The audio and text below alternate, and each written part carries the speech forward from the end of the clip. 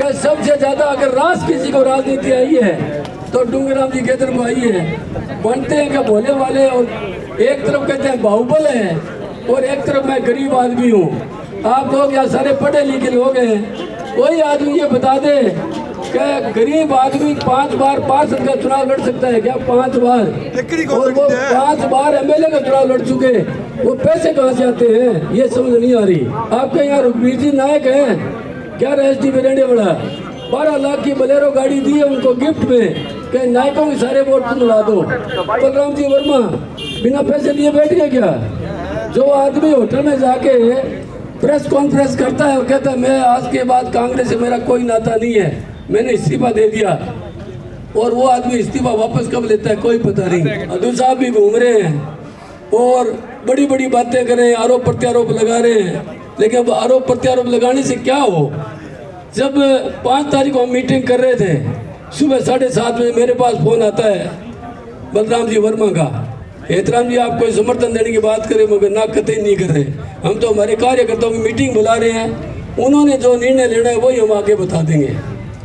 तो बोला मेरे को पता है निर्णय क्या है। मुझे आपको कैसे पता? मेरे को पता नहीं। तो बोला आप मेरे को समर्थन दे दो तो मैं डूंगरिया को हरा दूंगा। भारतीय जनता पार्टी के प्रत्याशी आदरणीय राम प्रताप जी कासरिया साहब, सम्मानित मंच भाई राकेश बिश्नोई, राजू जी चार, मंच पे पधारी मेरी बहनें माताएं, सामने बैठे और खड़े हुए मेरे बुजुर्ग, मेरे युवा साथी, आप सबका हार्दिक अभिनंदन और स्वागत। जैसा कि आपको पता है आने वाली 25 तारीख को राजस्थान विधानसभा के चुनाव होने जा रहे हैं, और हमने कासरिया जी को तन मन और धन से समर्थन देने की घोषणा की है, खुल्लम खुल्ला। मैं कांग्रेस पार्टी का पंचायत समिति सदस्य हूँ, लेकिन हमने खुली, कोई लुका छिपी नहीं है। अभी सारी बात आपको बताई, राम प्रताप जी कासरिया के बारे में बताई, लंबी चौड़ी बात नहीं करते हुए सामने जो हमारे कांग्रेस के प्रत्याशी हैं डूंगराम जी, उनके बारे में आप लोग सब कुछ जानते हैं। 2013 के अंदर भी उन्होंने वोट लिया, 18 में भी वोट लिया।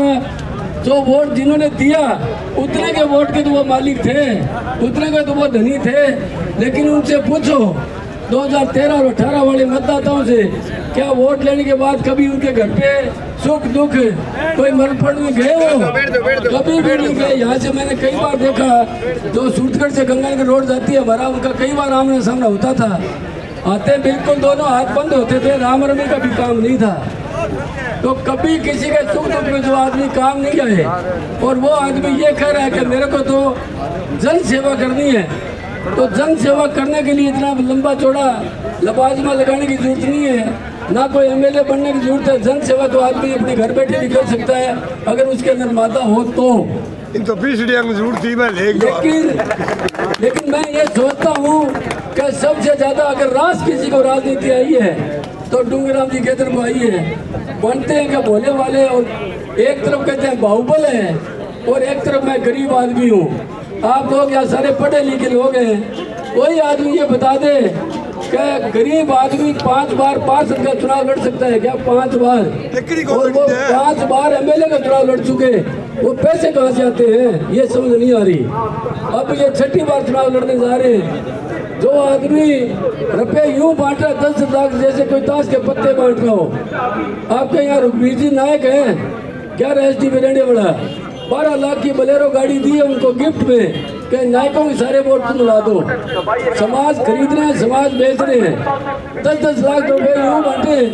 आप क्या सोचते हो बलराम जी वर्मा बिना पैसे लिए बैठ गए क्या? जो आदमी होटल में जाके प्रेस कॉन्फ्रेंस करता है और कहता है मैं आज के बाद कांग्रेस से मेरा कोई नाता नहीं है, मैंने इस्तीफा दे दिया, और वो आदमी इस्तीफा वापस कब लेता है कोई पता नहीं। वो कहता है मेरे पास किसी पत्रकार ने पूछा आपने समर्थन कैसे दे दिया, पर्चा कैसे उठा लिया? बोला मेरे पास 2 बजे सीएमओ से फोन आया, बोला आप लाइन पे रहिए मुख्यमंत्री जी बात करेंगे। 5:47 पर मुख्यमंत्री जी बात करते हैं, मतलब 3 घंटे और 47 मिनट, 4 घंटे के लगभग वो लाइन पे ही खड़े थे, और मुख्यमंत्री जी ने उनको ये बोला वर्मा जी आप चुनाव लड़ रहे हैं? बोला हाँ चुनाव लड़ रहा हूँ। आपको पता है 101 सीट से सरकार बनती है। अब बताओ कितना दिव्य ज्ञान मिला उनको मुख्यमंत्री जी से, अब तक तो उनको पता ही नहीं था। और शायद कासने जी को भी पता नहीं होगा 101 सीट से सरकार बनती है। यही एक ही सीट का माने बैठे थे, उन्होंने बता और दिया। अब जब उनको पता लगा कि मैं तो एक ही सीट से चुनाव लड़ रहा हूँ और सरकार 101 से बनेगी, इसलिए मैंने पर्चा वापस उठा दिया। वो नहीं उठाए साहब, रुपए बहुत मोटे मोटे गए, बिना रुपए के उठता नहीं है। अब हमारे बहादुर साहब भी घूम रहे हैं और बड़ी बड़ी बातें कर रहे हैं, आरोप प्रत्यारोप लगा रहे हैं। लेकिन अब आरोप प्रत्यारोप लगाने से क्या हो? जब 5 तारीख को हम मीटिंग कर रहे थे, सुबह 7:30 बजे मेरे पास फोन आता है बलराम जी वर्मा का, एहतराम जी आप कोई समर्थन देने की बात करें, मगर ना कतई नहीं कर रहे। हम तो हमारे कार्यकर्ताओं की मीटिंग बुला रहे हैं, उन्होंने जो निर्णय लेना है वही हम आगे बता देंगे। तो बोला मेरे को पता है निर्णय क्या है। मगर आपको कैसे पता? मेरे को पता नहीं। तो बोला आप मेरे को समर्थन दे दो तो मैं डूंगरियों को हरा दूंगा, सीधा ये। तो मैंने कहा आपके पास ये एक वोट है, मेरे पास ये एक वोट है। सुबह सुबह आपने फोन कर दिया तो मेरा वोट पक्का आपको दे दिया। मैंने किसी से पूछा ही नहीं, आपको दे दिया। लेकिन वर्मा साहब आप हरा सकते तो हम तो सबसे पहले हरा देते हैं भाई। हम तो 5 साल से खुर्डे खींच ही रहे थे, आप तो कहते हो मैं 18 महीने से जा रहा हूँ। हम तो 120 महीने से घूम रहे थे। तो 18 महीने बढ़े कि 120 महीने बढ़े, तो ये बातें नहीं है। जनता जिसका कहेगी हम वहीं जाएंगे।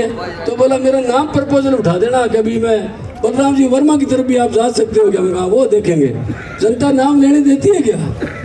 जो आदमी कभी गया नहीं और अब जिसको गालियाँ निकाल रहे थे उसके बिल्कुल एकदम क्लोज में बैठे बैठे मीठी मीठी बातें हो रही है। मीठी मीठी वो गांधी जी वाले कर रहे हैं, ऐसे करते नहीं है बलराम जी, आप सब जानते हो। यही वो रहते हैं, आप लोग भी ये रहते हो। ज़्यादा मैं टाइम नहीं लूँगा क्योंकि वार्डों के अंदर भी प्रोग्राम बहुत ज़्यादा है। बहुत बातें बताने लग जाए तो 2-4 घंटे लगेंगे, इसलिए आपका ज़्यादा वक्त नहीं लेते हुए मैं आपसे इतनी अरदास करता हूँ, आगे आने वाली 25 तारीख को आप राम प्रताप जी कासनिया को बहुमत देके अगर जिताएं तो मैं दावे के साथ कह सकता हूँ कि खाली एक आप एक MLA नहीं बना रहे, ये मंत्री बना रहे हो आप। और मंत्री भी राज्य नहीं, कैबिनेट मंत्री। बीकानेर संभाग के अंदर 24 सीटें हैं, 24 सीटों में सबसे वरिष्ठ के अंदर दूसरा नंबर इनका आता है। पहला नंबर राजेंद्र जी राठौड़ का कि वो 6-7 बार जीते हुए, दूसरा नंबर कासनिया जी का है। ये तो पहली लिस्ट में ही मंत्री बनेंगे और मंत्री बनते हैं।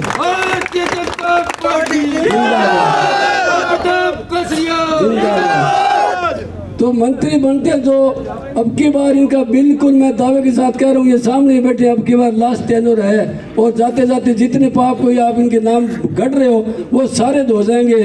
तो आपसे अपील है कि आप आने वाली 25 तारीख को फूल के निशान पे बटन दबाकर कासनिया जी को विजयी बनाए और आपका मंत्री बनाए। बहुत बहुत धन्यवाद। जय हिंद, जय भारत, जय जवान, जय किसान।